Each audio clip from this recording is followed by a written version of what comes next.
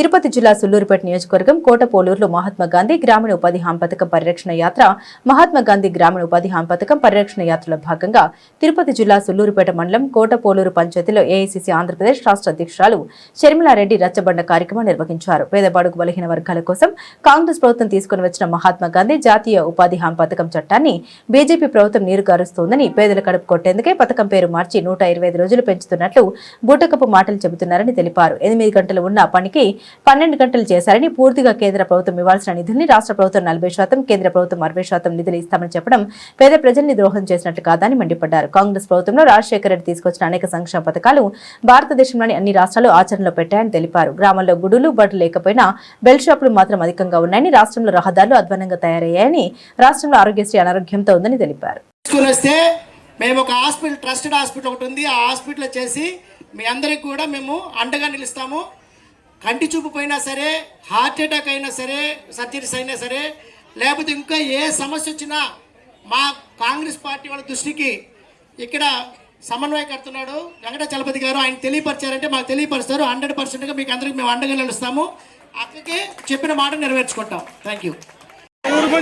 పని చేయడం లేదు అమ్మా. ఆరోగ్యశ్రీ అని ఆసుపత్రులలో ఉందా తల్లి? ఉందా? చేయటం లేదు. ఏమా ఉందా?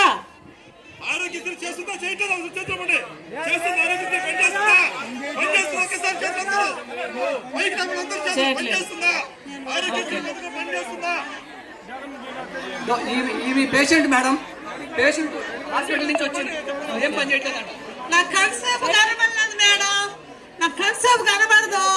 తిరుపతి హాస్పిటల్ పోతే నీకు షుగర్ ఎక్కువ ఉన్నది, చేయలేమన్నారు మేడం. నేను పేదదాన్ని, డబ్బు పెట్టి నేను చూపించుకోలేను. నాకు షుగర్ ఉన్నది, బీపీ ఉన్నది. ఇప్పుడు కాడికి కిడ్నీలు ఫాల్ట్ అన్నారు. మొన్న పోతే ఇక్కడ సూలూరుపేటలోనే చూపించుకున్నా, దయారెడ్డి హాస్పిటల్లో 5,000 అయింది మేడం. అప్పు చేసి ఎత్తిపోయాను పింఛన్ తోటే. నాకు అది ఏం ఫాల్ట్ అవుతాయో చూస్తారో చూడరని భయం వేస్తున్నది మేడం. అది నా సమస్య.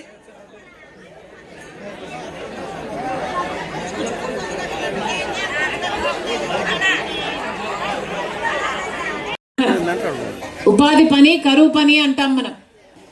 ఈ పథకము ఆ రోజుల్లో ఎంత బ్రహ్మాండంగా నడిపారు అంటే, ఆ రోజుల్లో మాకు డైరెక్ట్గా పేమెంట్ ఇప్పించండి, మధ్యలో కమిషన్లు వద్దు, కమిషన్లు కట్టింగ్లు అవుతున్నాయి అంటే ఒకేసారి రాజశేఖర రెడ్డి గారు 60 లక్షల అకౌంట్లు ఓపెన్ చేయించాడు. రాజశేఖర రెడ్డి గారు 60 లక్షల మందికి ఒకటేసారి అకౌంట్లు ఓపెన్ చేయించారు.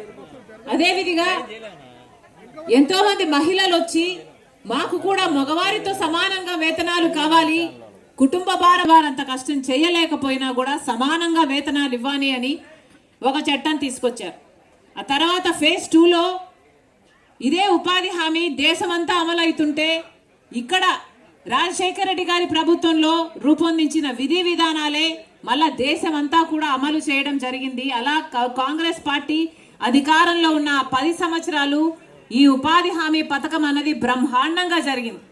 ముఖ్యంగా ఆంధ్రప్రదేశ్లో అయితే రాజశేఖర రెడ్డి గారు అసలు 1,10,00,000 జాబ్ కార్డులు ఉండేవి ఆ రోజుల్లో. అంటే జాబ్ కార్డుకి 2 నేర్చుకున్నా కూడా 2,25,000కు పైగానే ఉపాధి హామీలో పని చేసేవారు. అంత అద్భుతంగా నడిపారు. ఇందాక అక్క చెప్పినట్టు ఉపాధి హామీ పనికి వెళ్తున్నారంటే ఒక టెంట్ వేసేవారు. గర్భిణీలకైనా లేక చిన్న బిడ్డలకైనా కొంతసేపు కూర్చోడానికి వెసులుబాటు ఇచ్చేవాళ్ళు, ఆటో ఛార్జీలు ఇచ్చేవాళ్ళు, మజ్జిగ ఇచ్చేవాళ్ళు, రస్నా కూడా ఇచ్చేవాళ్ళు. ఇలా ఎంతో అద్భుతంగా ఉపాధి హామీ పని మన రాష్ట్రం. ఒకసారి అందరికీ నమస్కారం. మండుటి ఎండను సైతం లెక్క చేయకుండా మీ పనులు మానుకొని ఇంతమంది తరలి వచ్చారు. రాజశేఖర రెడ్డి బిడ్డ వస్తుంది, చూడాలి, వినాలి అని ఇంతమందిగా వచ్చారు. వచ్చిన ప్రతి అన్నకు, ప్రతి తమ్ముడికి, ప్రతి అక్కకు, ప్రతి చెల్లికి మీ రాజశేఖర రెడ్డి బిడ్డ శిరస్సు వంచి చేతులు జోడించి మనస్ఫూర్తిగా నమస్కరించుకుంటాం. మీ అందరికీ తెలుసు రాజశేఖర రెడ్డి గారు ముఖ్యమంత్రిగా ఉండగా ఎంత అద్భుతంగా పరిపాలన చేశాడు.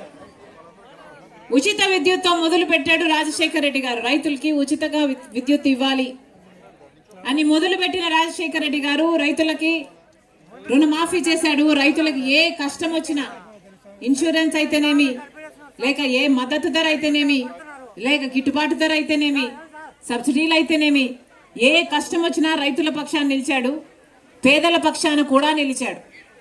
ఆరోగ్యశ్రీ అయితేనేమి, ఫీజు రీఎంబర్స్మెంట్ అయితేనేమి, ఇందిరమ్మ ఇల్లు అయితేనేమి, లక్షల కొద్ది పేదలకు భూమి పంచడం అయితేనేమి, 108